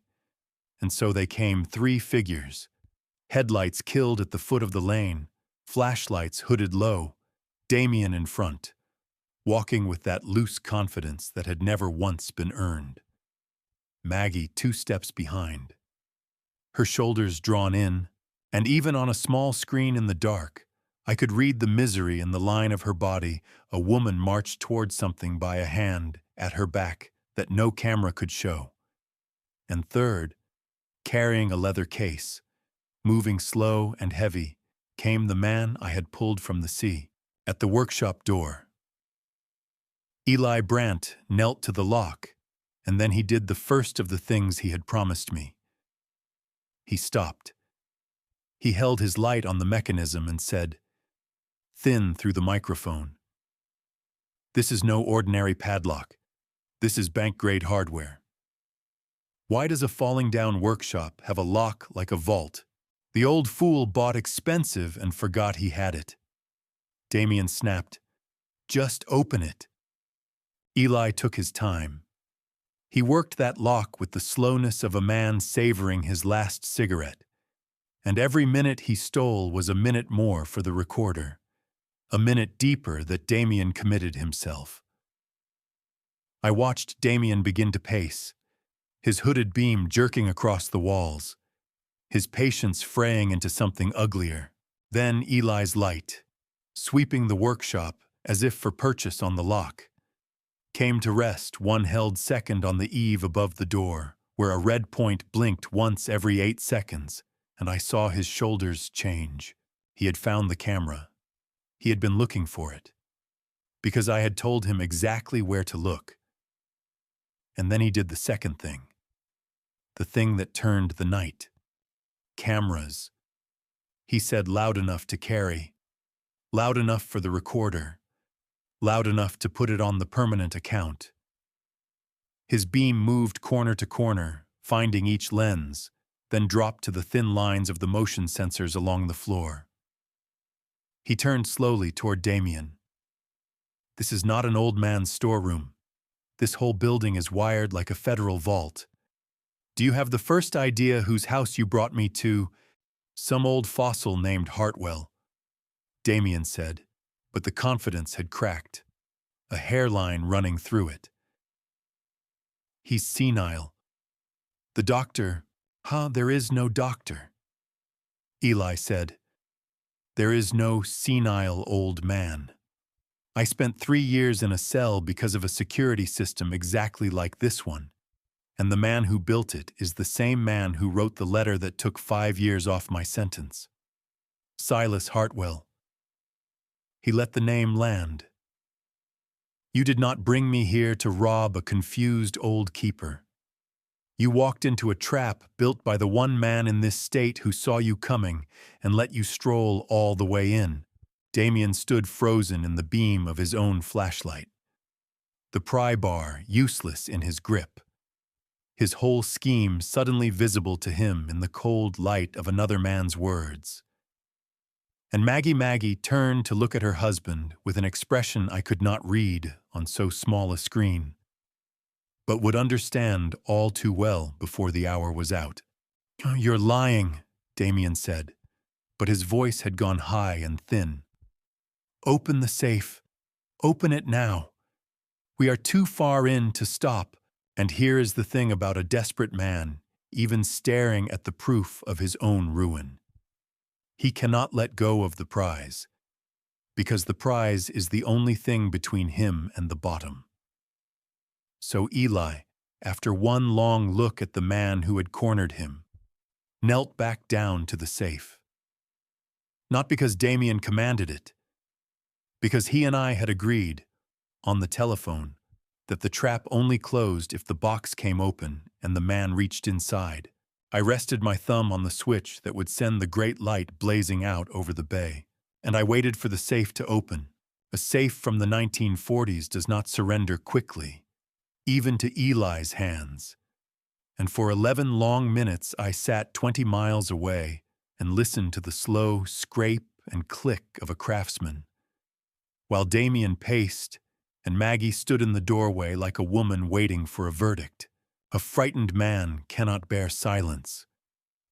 While Eli worked, Damien talked, and told a thing I had not asked to hear: a kitchen in Florida, years back, a widow's table, a stack of papers that would empty her into nothing, and how he had stood over them with the pen and felt he could simply set it down, tear them up, and walk out still a man. I waited to feel whatever it is that stops people, he said, almost wondering. Nothing came. Nothing ever has. He had gone looking for the wall other men climb against, and found open country where it should have been. And then he did the thing that damned him beyond saving. He kept building the alibi out loud. He moved close to Eli, close to the microphone he did not know was there, and dropped his voice the way men do when they believe low means private. If anything goes wrong here, you remember this. This was all her idea. Maggie. She's the one who knew about the old man's money, the trust, all of it. She brought me into it. I'm just a husband helping his wife with her own family. You heard nothing else from me. It was her. 11 words in. I saw my daughter's body change in the doorway. She had heard every word. The microphone caught the small sound she made, not a cry, not a gasp, just a single sharp breath.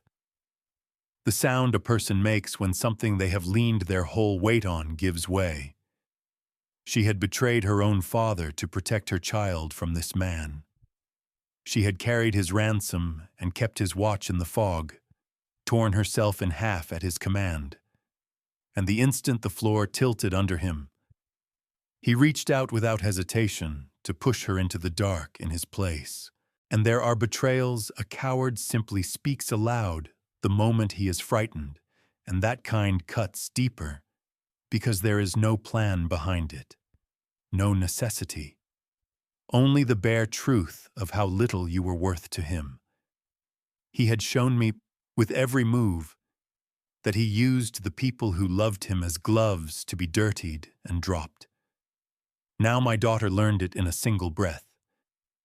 Whatever cold thing I had carried toward her went out of me, and what was left was only a father, 20 miles away, watching his child take a mortal wound with his hand on a switch. Then the safe opened. Eli swung the door wide. 3 beams converged on the inside of it, and Damien lunged with both hands the way a drowning man lunges for the only thing afloat. And what his beam found first, propped against the door exactly as I'd set it, was a small white card in my own hand. He read it aloud without meaning to, the way you read a thing before you can stop. Smile. You are being recorded. Signed. The old fossil. I threw the switch, 20 miles away, at the top of my tower. The great lens woke from 4 years of darkness. The light did not come on like a household lamp. It came like a sunrise compressed into a single instant, a blaze that swept over the bay, raked across the workshop windows, and turned the very fog to burning white. Every man in that building flinched, because no animal can help flinching from a great light arriving where it has no business being. And in the half-second, they stood blinded and frozen. Bingham's people came up out of the dark, 4 from the shadowed corners, 2 more through the door. I heard Bingham's voice, level and enormous in the small space. County Sheriff's Office. Nobody moves. And in the safe, the little recorder kept turning. Having caught every word, the blackmail, the betrayal, the card read aloud, all of it now sworn and permanent, beyond the reach of any smooth tongue. Damien did not go quietly. They never do. The ones who have never paid. He shouted that it was entrapment, that the safe was empty and there was no crime. Dolores put it best. Weeks later in court, a man is not entrapped by being handed the chance to refuse. He broke into a posted property held in legal trust, in the dead of night, with bolt cutters and a hired locksmith, after months of forging documents, drugging an old man, and blackmailing the very hands he used. The empty safe did not make him innocent. It was the whole point. He had not broken into a building full of money. He had broken into a record of his own crimes, but none of that was the thing I was watching. On the small screen, in the white blaze pouring through the windows, I watched my daughter. She had not run. She had not moved at all. When a deputy reached her, she put her wrists out without being asked, and she did not look at him, and she did not look at Damien being forced down against the workbench, shouting her name now, calling on her to back his lie, tell them, Maggie, tell them it was you. She looked into the camera in the eve. She could not have known for certain I was watching. But she looked anyway straight up into the small red light, the way you look toward a window where you hope someone you love might stand. She held my gaze across 20 miles of fog and 4 years of grief, and said not a word, because some things cannot be said. Only looked. I had built the perfect trap.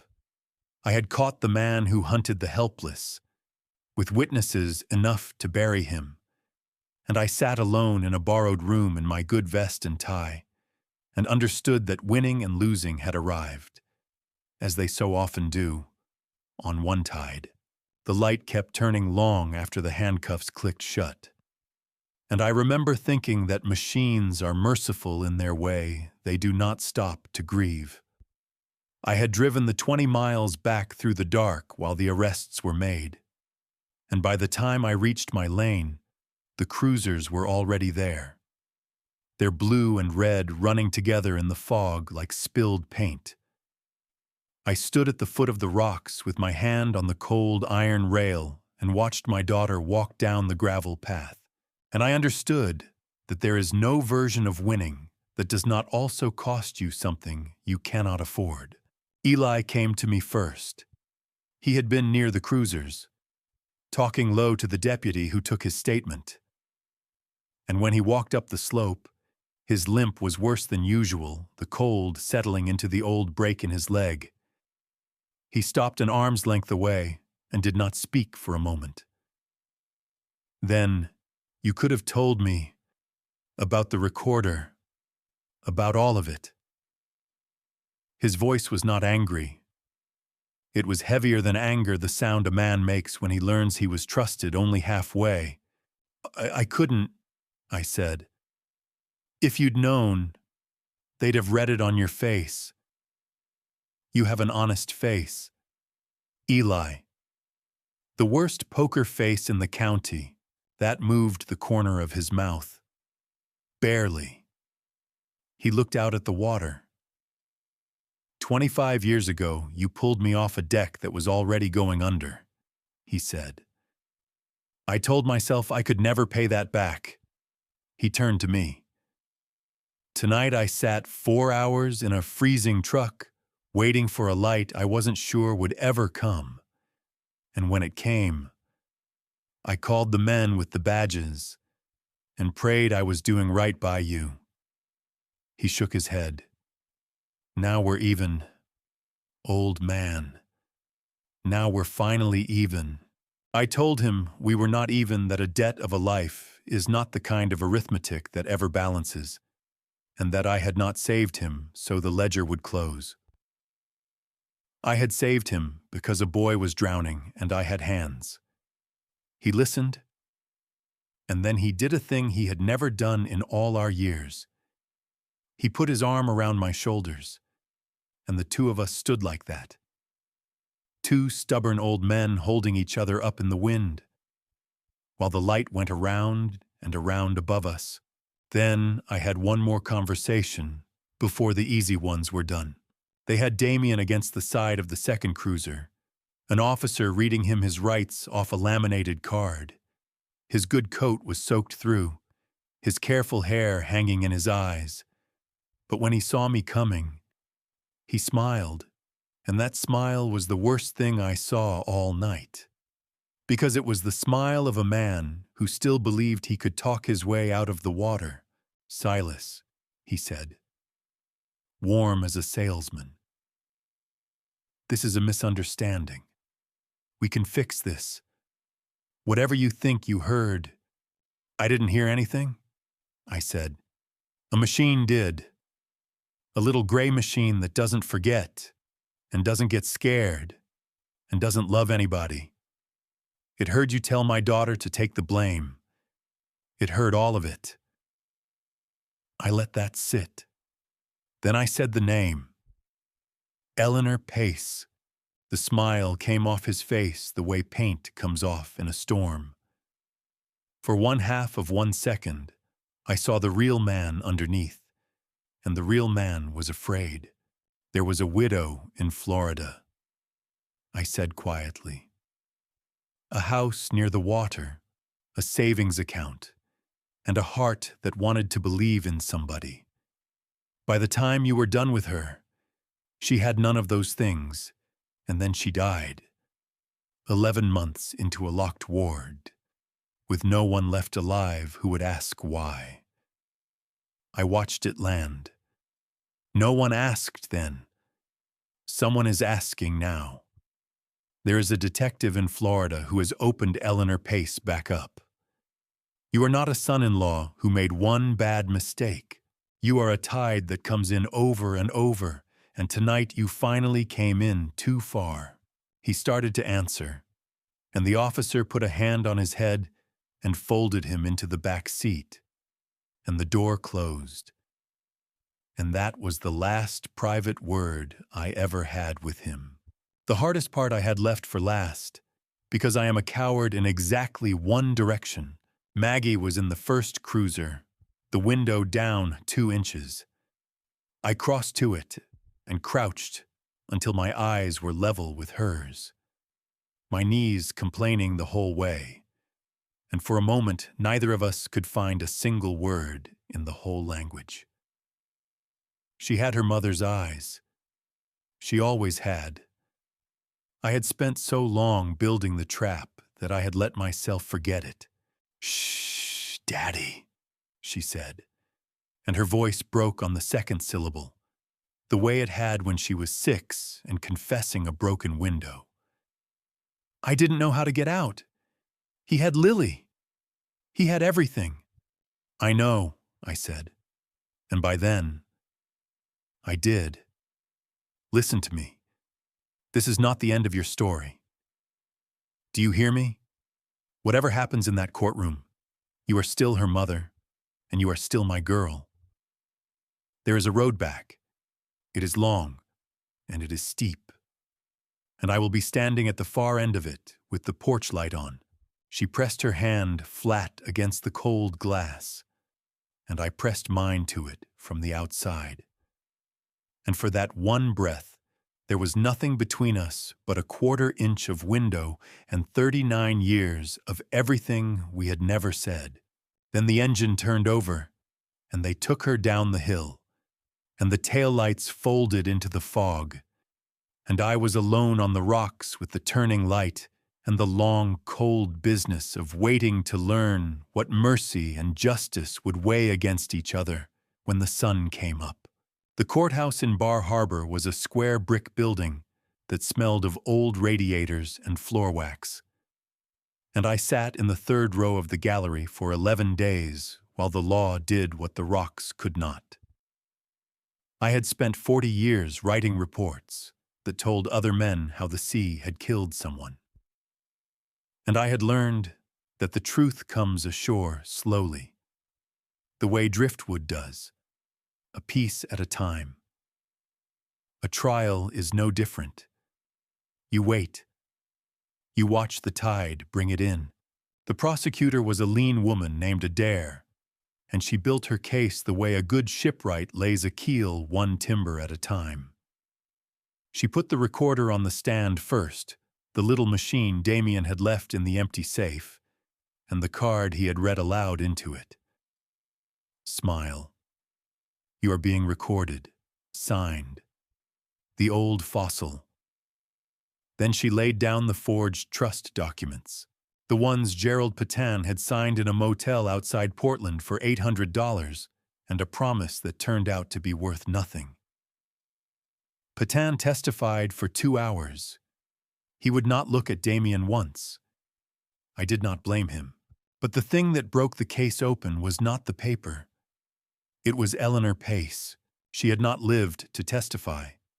And so it was a detective from Florida who carried her into that room, file by file. He told the jury how a widow in her 70s, comfortable and alone in a house near the water, had married a charming younger man 6 years before, and how within 2 years her accounts were emptied, her house sold, and the woman herself signed away into a low-cost facility on a competency finding from a physician who lost his license the following year. She died 11 months later, alone. And no one had looked hard, because the man who married her had seen to it that there was no one left to look. The name on those Florida papers was not quite Damien Vance. He had dropped a middle initial and crossed a state line and gone looking for the next one. Adair set Eleanor's story down beside ours like 2 photographs of the same wound. The pattern was unmistakable. He found people with assets and few defenders and a heart that wanted to believe, and he pressed until something gave. He had not stumbled into our lives. He had hunted us, the way I once hunted the cause of a sinking patiently, and without mercy. When Damien took the stand, he was still handsome in the way that had fooled my daughter, and would have fooled a jury of fools. But these were not fools. They watched him smile, and they did not smile back. He called me bitter. He called me old. He used that word again, fossil, as though it were a blade he had not yet worn down. And I sat very still and let him use it, because every time he opened his mouth, he dug himself another foot deeper. The jury was out 6 hours. I walked down to the harbor while they deliberated and watched the lobster boats come in, and thought of Cora, who had practiced maritime law for 30 years and liked to say that the law was only mercy with a long memory. I did not yet know whether she was right. They found him guilty on every count: fraud, extortion, forgery of medical and legal documents, the poisoning of a dependent elder, conspiracy, count upon count, with the Florida matter folded in a wrongful death still under active investigation. A guardianship built on the same forged kind of paper the judge handed down 32 years, which for a man of 44 was, in every way that mattered, the rest of his life. He did not look at me when they took him out. He looked at Maggie, and Maggie, God help her, looked at the floor. Then came the part I had been dreading since the rocks. They tried my daughter, to her great credit. Adair did not pretend Maggie was innocent. Maggie had signed papers. Maggie had lied to me. But Adair laid out the other truth too, the one that had held my girl in place. Damien had threatened to take Lily. He had held the child's paternity over her like a lit match, and told her in plain words that if she ever went to her father, he would burn it down in open court and fight her for custody until she could not win. A mother under that kind of pressure does things that look like crimes and are only fear wearing a crime's coat. The judge saw it. The jury saw it. Maggie pleaded to a lesser charge, and the sentence came down suspended 2 years of probation, 400 hours of service, and counseling. She would not go to prison. She would go home, to whatever home was left, and raise her daughter. When it was over, Eli Brandt found me on the courthouse steps. The court had weighed his honest testimony against his lockpicking and let him walk with a fine and a warning. He shook my hand and could not speak, and that was all right. Some debts settle in silence.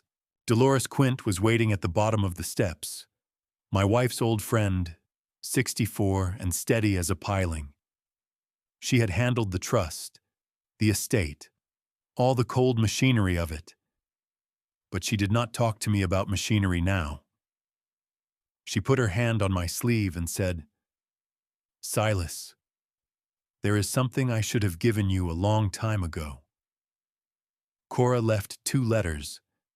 You read the first one, years ago. The second she addressed to Maggie. She told me to hold it until the day it was needed." She paused. "I think that day has come." I stood on the courthouse steps, with the autumn gone over into early winter and the gray harbor behind me, and I understood that the trial had ended one story and that another, older one, written in my dead wife's hand, was only now about to begin. Dolores brought the letter on a clear December afternoon. Maggie was there because I had asked her, and Lily because at 7 she goes wherever her mother goes, holding the hem of Maggie's coat like a small boat to a mooring. We climbed the 91 steps together 3 generations, and at the top, in the lamp room where the lens had stood dark so long, I put an envelope in her mother's hand into my daughter's shaking fingers. Cora had been dead 4 years. She had written it in her last months, the same season she built the trust, when Maggie was 35 and had not yet seen the true face of the man she'd wed. My wife, the maritime lawyer, who said the law was only mercy with a long memory, had read that man for what he was, while the rest of us were still calling him family. She had seen the wreck before it struck the rocks. Maggie read it aloud, because she could not read it any other way, and her voice broke on the first line. "My darling girl, if you are reading this, then something has gone wrong, and you have done a thing you believe your father cannot forgive. I am writing to tell you that you are already forgiven. Not for what you will do, I cannot know that. You are forgiven because you are mine, and because love that only holds when you are good is not love at all. It is a contract. I never wanted a contract with you. I wanted a daughter. Trust the light. Maggie, even when you cannot see it, it is turning, and it will find you in the dark. I had spent the better part of a year learning to hate. I had hunted Damien Vance with the cold patience of 40 years spent reconstructing the drowned, telling myself it was justice. But standing in that lamp room, hearing my dead wife forgive our living daughter before the sin was committed, I understood the thing I had gotten wrong. Justice without mercy is only revenge with better paperwork. Cora had known that. She had built her life on it. And she had left the lesson where I would find it only after I had nearly forgotten how to be merciful at all, within an inch of teaching myself the coldness I despised in the man I caught. Maggie put the letter down and looked at me, and I had nothing wise to say. So I said nothing. I only opened my arms, an old man's arms, and my daughter came into them the way she had when she was small, and Lily wrapped herself around both our legs. We stood like that a long while, and the cold, clean light came through the glass. There was repair work to do, and not all of it on the tower. Once the forgeries were thrown out, Cora's trust was made whole, and what Damien had tried to strip away went where she had always meant it, into a fund for Lily and the keeping of the light. I had Eli come up that spring to help with the lamp. 25 years after I pulled him from the water, we spent a week on our backs in the lamp room with our hands full of brass and glass, saying little, the way men who have settled their accounts can. And on a Friday evening in April, I threw the switch. The light turned. After years of dark, it swept out over Frenchman Bay, steady, patient, finding the dark and refusing it, and down on the rocks Maggie and Lily stood with their faces turned up, going gold, then shadow, then gold again. I thought of Cora. I am not a praying man, but I prayed she was watching. Lily comes most weekends now. She is learning to climb the 91 steps without counting them out loud, and she calls me Grandpa Silas, and she does not yet know any of the story you have just heard. Maggie finished her probation. She is steadier than I have ever seen her, a woman who walked all the way into the dark and back out, which is a thing not many people ever do. But I will not tell you it all healed. That would be the one lie in a true account. Maggie and I love each other still more honestly, maybe than before. But the open door that once stood between a father and his girl does not stand open now. There is a latch on it. She hesitates, half a breath, before she lets me all the way in. I have made my peace with the latch, but I know who set it there, and I do not think I will live to see it gone. And me, I am an old man, what Damien liked to call a fossil. Some mornings the word fits, but a fossil is only the proof that something lived a long time and left a mark that lasts. I have made my peace with the word, and with most things. Here is what the sea taught me, and my wife taught me, and what it took me 71 years and one terrible autumn to learn. We are all of us steering through fog. We will all of us, sooner or later, run aground. And the only question that matters is this: when someone you love comes to you broken and guilty and afraid in the middle of the night, will you be a lighthouse? Or will you be a reef? Cora chose the light before she ever knew she would need it. By the grace of God, I learned to choose it too. If this story has stayed with you, stay with me a while longer. There are more stories about the long, hard, holy work of forgiving the people we love. Tell me in the comments about a time someone chose to be your lighthouse. Share this with someone who needs to hear it tonight, and subscribe. So the next time the light turns, you will be here to see it. Trust the light. It is always turning, and it will find you in the dark.